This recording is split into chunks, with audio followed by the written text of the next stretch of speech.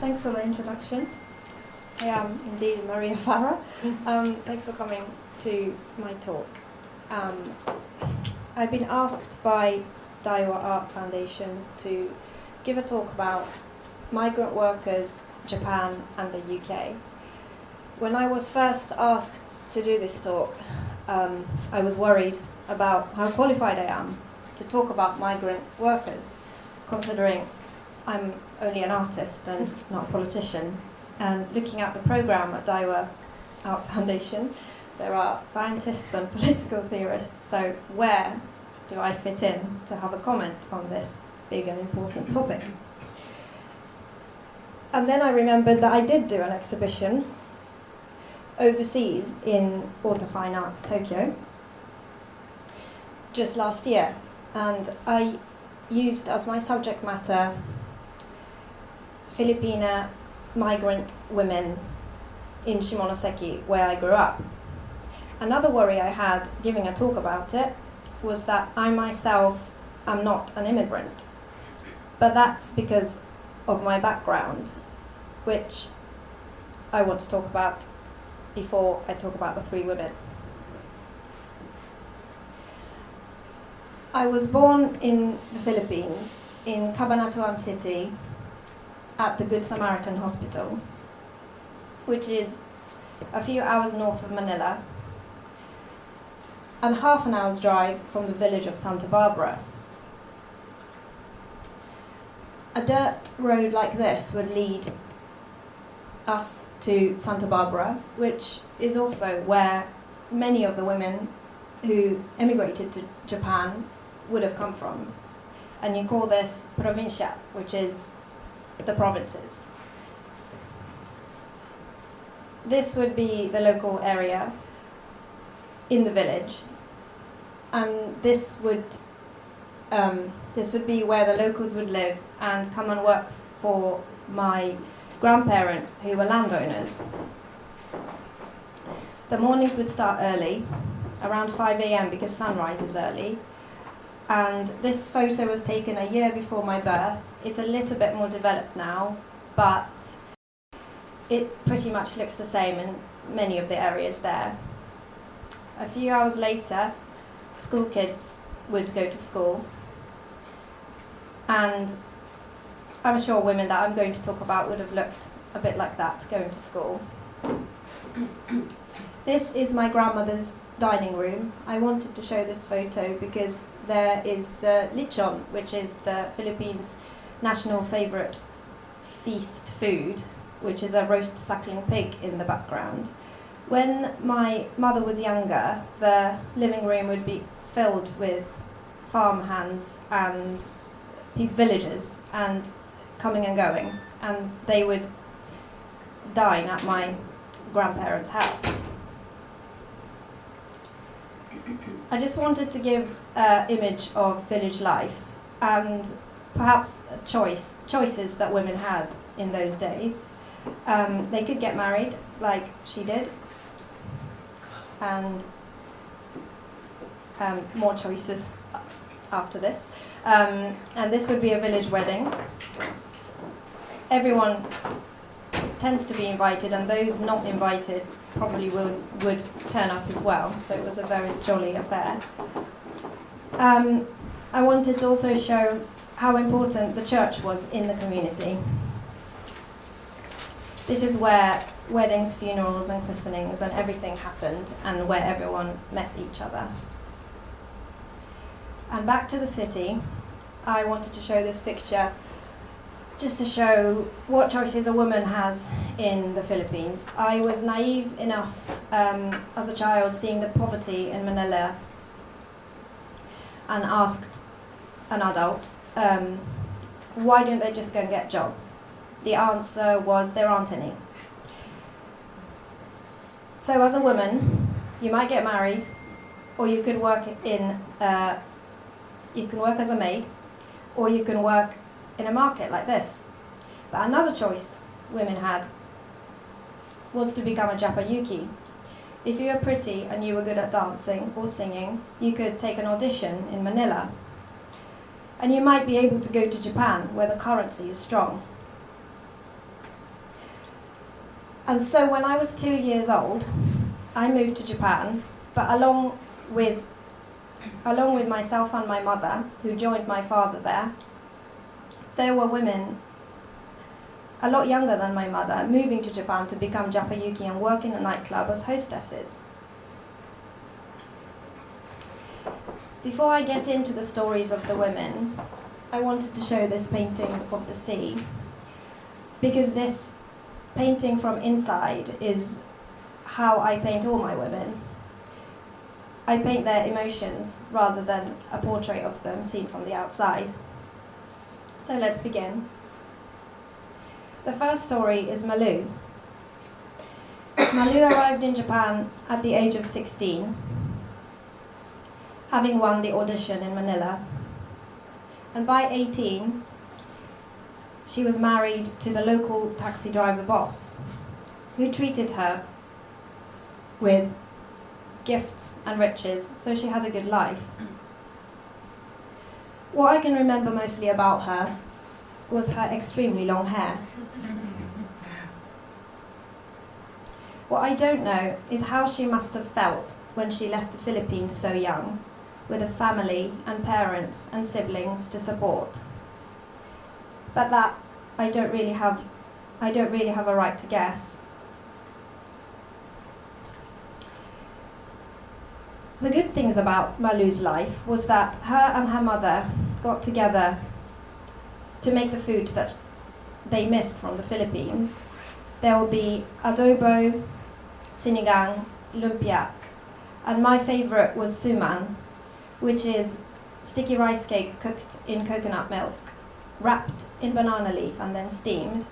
I'll see piles and piles of this at home, and lots of other Philippine women coming to gather at my mother's house, our house, and enjoying the food. On the one hand, this was a really merry affair, but on the other hand, this was the only way they could keep in touch with their homeland. At the same time, they also learnt how to eat uncooked Japanese food, especially those women who needed to cook the food for their husbands. And there were funny exchanges and learnings, one of which was, for the first time trying sashimi, drinking the pot of soy sauce and finding it very salty.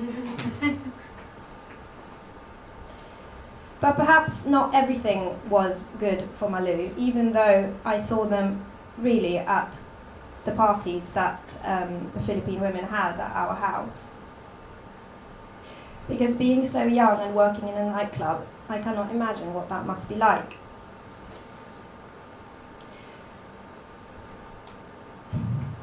I'll return to that later. Another thing that the Philippine women did to get back in touch with their homeland was to bring home a suitcase full of food. And I often saw mangoes wrapped carefully in Philippine newspaper and handed out to the other Filipinos around the city. In this way, they made a connection. Their parties, I loved the Japanese omatsuri, but the Philippine parties was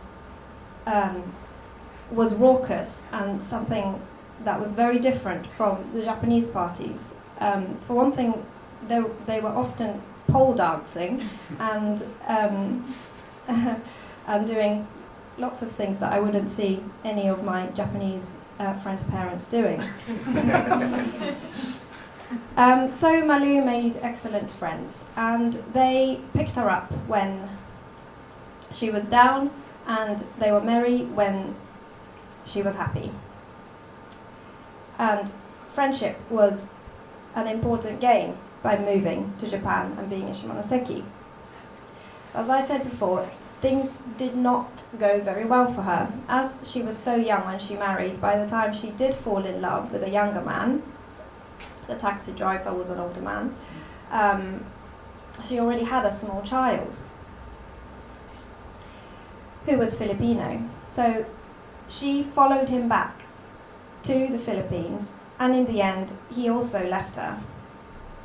This painting is called Short-Lived Romance. Her son, who was young when she left for the Philippines, never forgave her. I still remember an incident at a car park where we were waiting for her son to come out of elementary school. As soon as her son saw her, he ran away. She had to return to the Philippines, and to this day, there is no consolation between her son and her. What I realized about her story in thinking about her life through this presentation is that moving to another land and leaving your homeland behind is not a straightforward thing. A separation is permanent.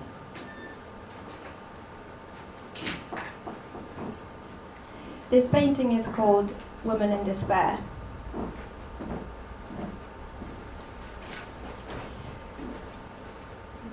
The next woman I want to talk about is Nora.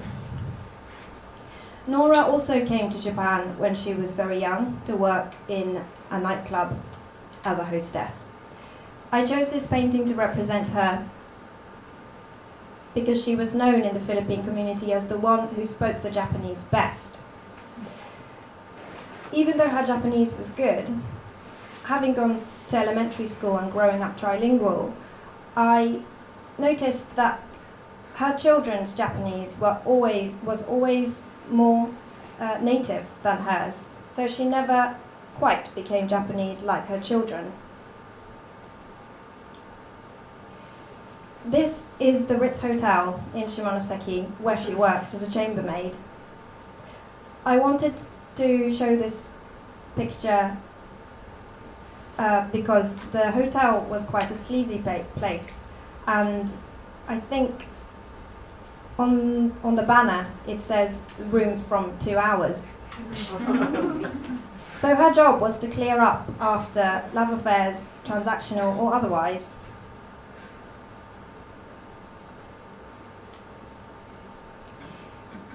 This painting is one of a triptych called Room Service. I had always wondered why out of every window is the sea, and looking at the Ritz Hotel, I assumed that it was a subconscious memory of where Nora worked. So I googled and tried to look for a room with a sea view from the Ritz Hotel, and it turns out none of the rooms have windows. So that was the beginning of Nora's 20-hour days. By night, she worked at the local nightclub, a Philippine snack bar called Sahara, owned by a Philippine woman as well. I want to talk a little bit about the atmosphere at the club, because from the outside it looks completely sleazy and you might not want to enter in there if you're a child, but I absolutely loved it. The atmosphere was of camaraderie. The women, I loved the clothes that the women wore. It was their uniform. Obscenely short skirts, obscenely high heels. One time I even saw one of the women wearing a wooden bra, which I never ever have seen since. And I also thought the nightclub was a fair place, because everyone could choose the type of job that they wanted to do. Some women just stayed talking to the customers. Other women went further and had 2 mobile phones and clients. Some women, like my mother, wanted to just cook, so I remember waiting in the car park for her to deliver the food. Other women just did the dishes. So I thought it was a nice place. But perhaps I was naive, because really, the only option was the club. And however many options you had within the club is not that many.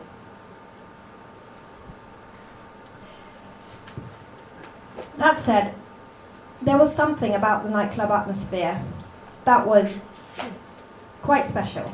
So I wanted to show this painting, everybody together under the moon, because that was the place where all Filipino women got together and sort of helped each other.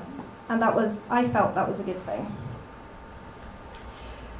For Nora too, things didn't go so well for long. her husband, after having had 2 children with him, had an affair and left her. So she was left with 2 very young children to feed and a family to support in the Philippines. It was no longer enough to work the 20-hour days at the club and at the hotel, so she had to become a mistress. I had 2 points of view about her mistress work, because the person she was having the affair with happened to be the father of one of my school friends.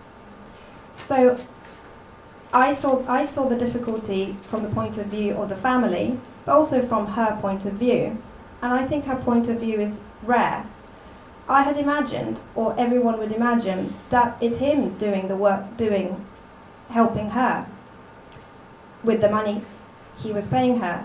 But from Nora's point of view, it was that she was giving him a new life that he never had through a broken marriage. And so I felt that she was managing the situation very well. I wanted to show this picture to show her fierceness. The way she handled the situation was something I have never seen since. As a side note, this is one of the biggest paintings I've worked on, and it's 2.1 meters wide, and it's incomparable to the hard work Nora did, but the parquet floor was the hardest thing I have ever painted. And I am glad to be able to use it to represent Nora.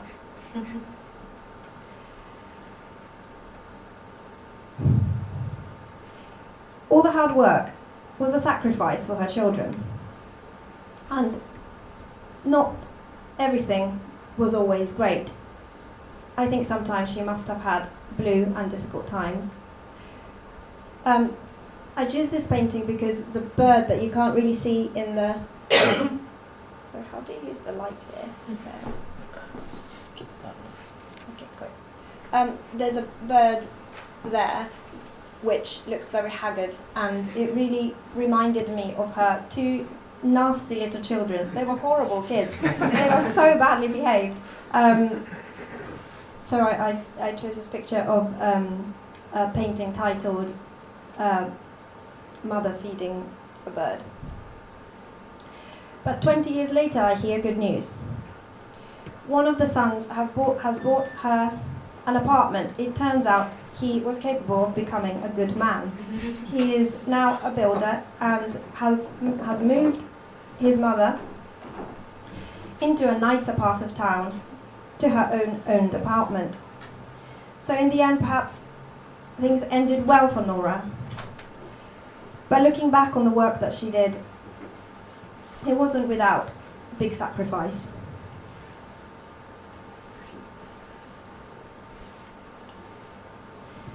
The last woman I want to talk about is Ine, who is my mother.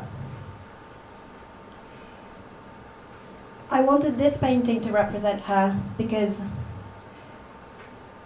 I moved to the UK when I was 15, and she followed 2 years later. And when she followed, I felt the role of care in a place where she doesn't speak the language properly is altered.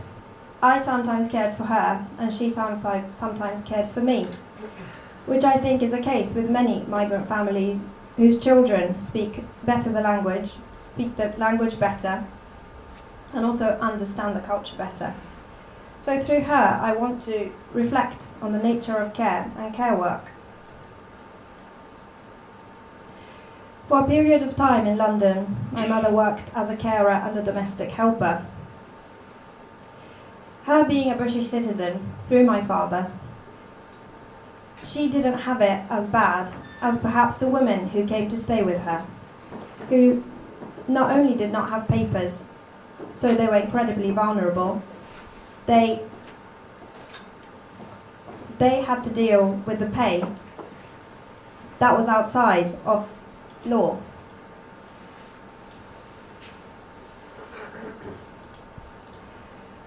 Migrant workers are vulnerable, and they take care of vulnerable people.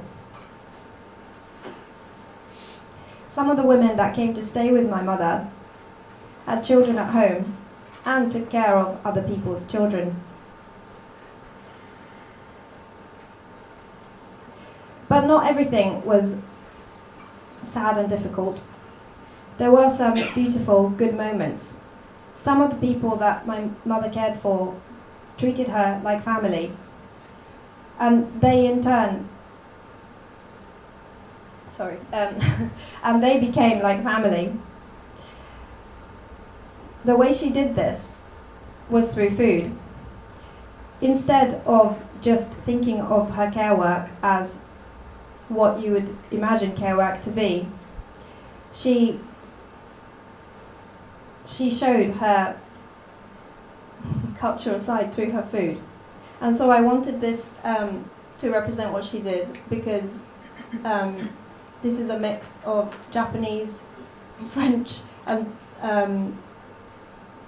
French food on a counter. But I think, having come from Japan and coming from Philippines as well, many of the old ladies were quite confused what she actually was.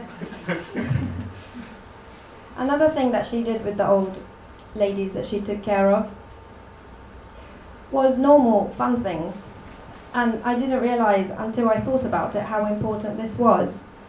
During the pandemic, there was a lot of talk about loneliness being an epidemic, and companionship and love and being able to do stuff together as an old lady.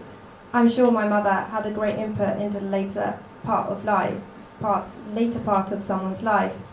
And lots of Filipino women in London do this.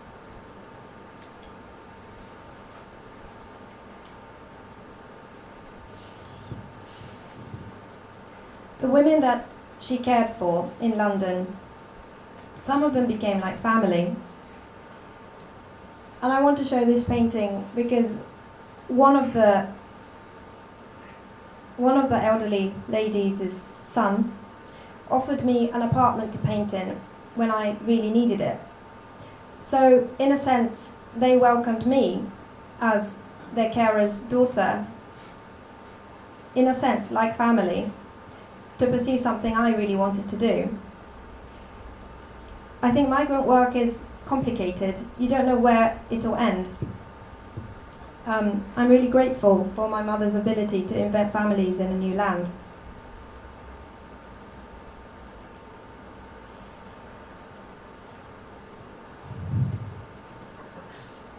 There are positive things that I spoke about, mostly positive, because I want to think that there is a good way to have a migrant community. But I can't help to think that the lack of choices these women and workers have working in England is underestimated. This painting is called Cause and Effect.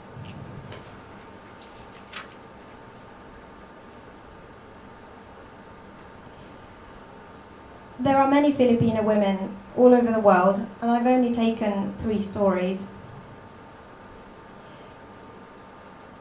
What the 3 stories makes me think of is that there are so many stories out there, and each one is so unique. And that it's with an open mind to integration. And understanding and listening is the only way to really have a good migrant workforce.